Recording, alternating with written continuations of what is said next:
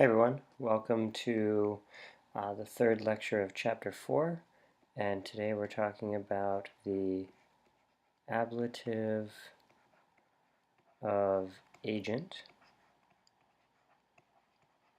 and you can find this on page 39 in your book. Okay, first we have to talk about an agent.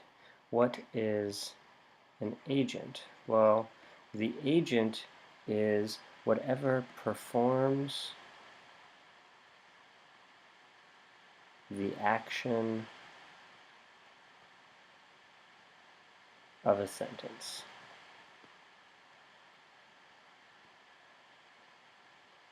The agent is the doer of the action in a sentence. Now in an active sentence, the agent is the subject. Okay, so if the sentence is active,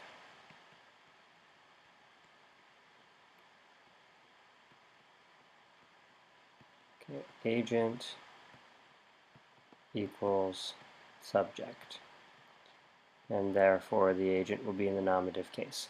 Okay, so here is an example of a sentence with an agent that is the subject.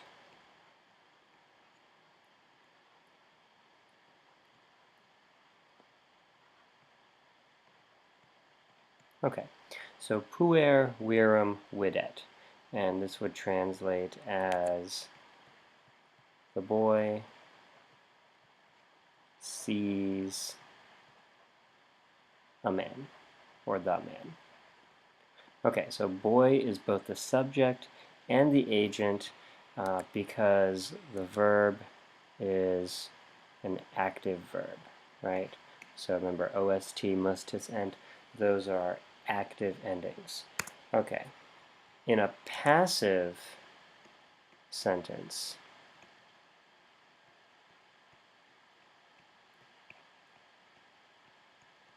okay, so in a passive sentence, we just spent time talking about passive verbs that end in aris, ter, murmini, inter.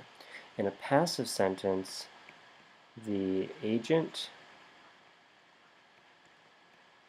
is put into the ablative case. Okay, that's why we call it the ablative of agent. So the agent is put into the ablative with the preposition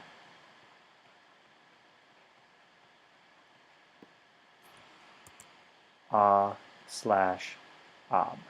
Okay, so we have to have this preposition a/ob to express ablative of agent. Okay, so I'm going to give you an example of that.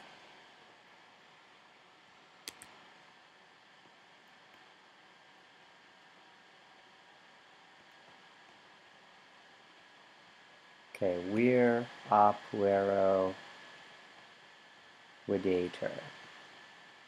Okay, so we know we have a passive sentence because our verb, videtur, ter is a passive voice ending. Okay, so we know that the sentence is passive, and we have an ablative of agent because we have a, and then the word after it in the ablative case, puero. And if we translate this sentence, it translates as the man is seen by the boy. Okay, so the by the boy, that in Latin here is the ablative of agent. Okay, it uses the preposition a/ob, and it's a here because puer starts with a consonant instead of a vowel. If it were a vowel, it would be ob, and so of course it's in the ablative case, and it has to be ablative because that's how we express the agent. We have to use the ablative. Okay, let's give another example.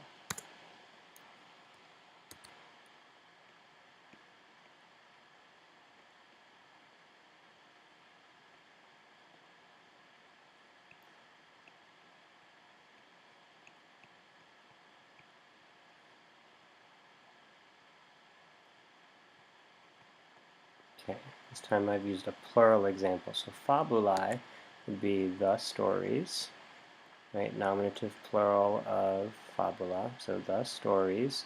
And then our verb here you can see is passive, enter, ending.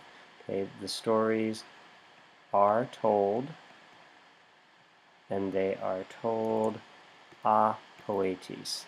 They are told by the poets.